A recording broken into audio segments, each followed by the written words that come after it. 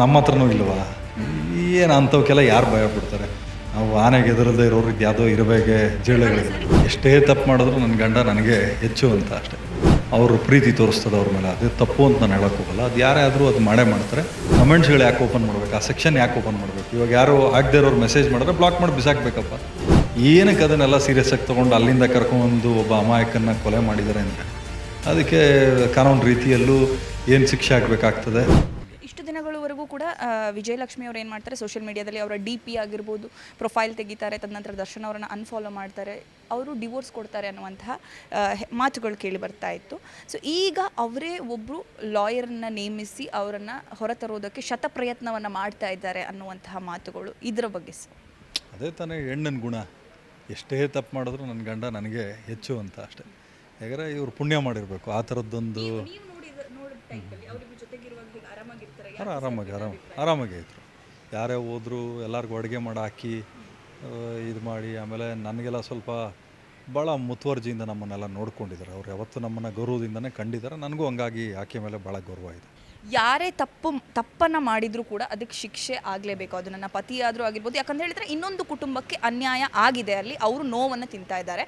So ಇವು ನೋಡೋದಾದರೆ 13 ಮಂದಿ ಅವರ ಫ್ಯಾಮಿಲೀಸು, ಈ ಕಡೆ ದರ್ಶನು, ಈ ಕಡೆ ಪವಿತ್ರ ಗೌಡ, ಎಲ್ಲರೂ ಒಂದು ನೋವಿನ ಪರಿಸ್ಥಿತಿಯಲ್ಲಿದ್ದಾರೆ. ಸೊ ಇವ್ರದ್ದೇ ಚರ್ಚೆ ಆಗ್ತಿದೆ. ಸೊ ಶಿಕ್ಷೆ ಆಗಬೇಕಾ ಬೇಡವಾ, ಏನು ಅನಿಸುತ್ತೆ ಸರ್? ಇವರು ಪವಿತ್ರ ಗೌಡ, ಇವರು ವಿಜಯಲಕ್ಷ್ಮಿ ಅವರು ಲಾಯರನ್ನು ನೇಮಿಸೋದು ನೋಡಿದರೆ ಅದು ಕೂಡ ಬೆಸ್ಟ್ ಲಾಯರನ್ನು ನೇಮಿಸಿದ್ದಾರೆ ಅಂಥೇಳಿ ಏನು ಮಾಡಲಿ? ಇವಾಗ ನೋಡಿ, ಅದು ಪಾಪ ಅವರು ಪ್ರೀತಿ ತೋರಿಸ್ತದೆ ಅವ್ರ ಮೇಲೆ, ಅದು ತಪ್ಪು ಅಂತ ನಾನು ಹೇಳೋಕ್ಕೆ ಹೋಗಲ್ಲ. ಅದು ಯಾರೇ ಆದರೂ ಅದು ಮಾಡೇ ಮಾಡ್ತಾರೆ. ಈಕೆ ಮಾಡ್ತಾರೋದ್ರಲ್ಲಿ ಏನು ತಪ್ಪೇನಿಲ್ಲ. ಯಾಕಂದರೆ ಕಾನೂನು ರೀತಿ ಅವರು ಅಪರಾಧಿಗಳಾದರೂ ಕೂಡ ಹೆಂಡ್ತಿಗೆ ಯಾವತ್ತಿದ್ರು ಗಂಡನೇ ತಾನೆ. ಆಕೆ ಬಗ್ಗೆ ನನಗೆ ಇನ್ನೂ ಮರ್ಯಾದೆ ಹೆಚ್ಚಾಯಿತು. ಯಾಕಂದರೆ ಇಷ್ಟೆಲ್ಲ ಅಪರಾಧ ಮಾಡಿದರೂ ಕೂಡ ಇವ್ರನ್ನ ಬಿಟ್ಕೊಡೋದ ಜೊತೆಲಿ ನಿಂತಿದ್ದಾರಲ್ಲ. ಓಕೆ, ಕಾನೂನು ರೀತಿಯಲ್ಲಿ ಏನೇ ಆಗ್ಬೋದು, ಬಟ್ ಈಕೆ ಇಷ್ಟೆಲ್ಲ ಪ್ರೀತಿ ತೋರಿಸ್ತಾರೆ ಅಂದರೆ ಇವರು ಪುಣ್ಯ ಮಾಡಿರ್ಬೇಕು ಈ ಥರದ್ದೊಂದು ಹೆಣ್ಣು ಸಿಗೋಕ್ಕೆ. ಇನ್ನು ಸರ್, ರೇಣುಕಾ ಸ್ವಾಮಿ ಕೊಲೆ ವಿಚಾರಕ್ಕೆ ಬರೋದಾದರೆ, ಸೊ ಅವರಿಗೆ ಮಾಂಸವನ್ನು ಕೊಟ್ಟು ಆ ವಿಡಿಯೋಗಳು ಕೂಡ CCTV ಫುಟೇಜ್ಗಳು ಸಿಕ್ಕಿದೆ ಅಂತ ಹೇಳಿ ಒಬ್ಬರಾದ ಮೇಲೆ ಒಬ್ಬರು. ಸರಿ, ಹೇಗೆ ಇಷ್ಟು ವಿಕೃತ ಮನಸ್ಥಿತಿಯನ್ನು ಒಬ್ಬ ಮನುಷ್ಯ ಹೊಂದೋದಕ್ಕೆ ಸಾಧ್ಯ?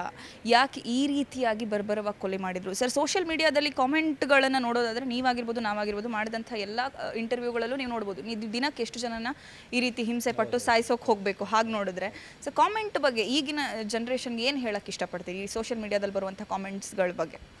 ನೋಡಿ, ಅದನ್ನೆಲ್ಲ ಸೀರಿಯಸ್ಸಾಗಿ ತೊಗೊಳಕ್ಕೆ ಹೋಗ್ಬಾರ್ದು. ಏನೇ ಬಂದರೂ ಕೂಡ ನಾವು ಲೈಟಾಗಿ ತೊಗೊಂಡು ಮರೆತುಬಿಟ್ಟು ಕಮೆಂಟ್ಸ್ಗಳು ಯಾಕೆ ಓಪನ್ ಮಾಡಬೇಕು? ಆ ಸೆಕ್ಷನ್ ಯಾಕೆ ಓಪನ್ ಮಾಡಬೇಕು? ಇವಾಗ ಯಾರು ಆಗದೇ ಇರೋರು ಮೆಸೇಜ್ ಮಾಡಿದ್ರೆ ಬ್ಲಾಕ್ ಮಾಡಿ ಬಿಸಾಕಬೇಕಪ್ಪ.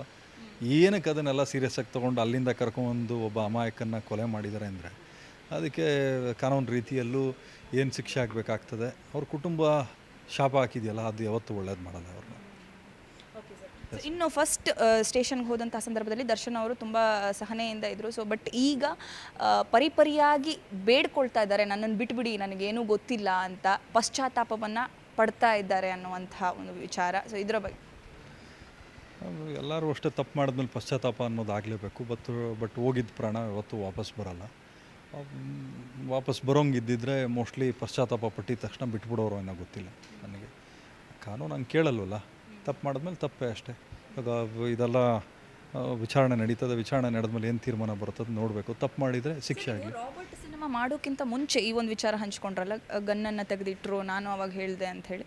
ಸೊ ಯಾವಾಗ ಸರ್ ಇದಾಗಿದೆ ಆ್ಯಕ್ಚುಲಿ? ಅದು ರಾಬರ್ಟ್ ರಿಲೀಸ್ ಆದಮೇಲೆ ಮೈಸೂರು ಗಲಾಟೆ ಆಗಿದ್ದ ದಿನ. ಮೈಸೂರು ಗಲಾಟೆ ಆಗಿದ್ದ ದಿನ. ಅದು ಗನ್ ಅಂದರೆ ನನಗೆ ತೋರ್ಸೋಕ್ಕಲ್ಲ, ತೆಗೆದು ಟೇಬಲ್ ಮೇಲೆ ಇಟ್ಟು ಏನೋ ದೊಡ್ಡದಾಗ ಅದನ್ನು ಹಿಡ್ಕೊಂಡು ಮಾತಾಡೋಂಗೆ. ನಮ್ಮ ಹತ್ರನೂ ಇಲ್ವಾ? ಏನು ಅಂಥವಕ್ಕೆಲ್ಲ ಯಾರು ಭಯ ಪಡ್ತಾರೆ?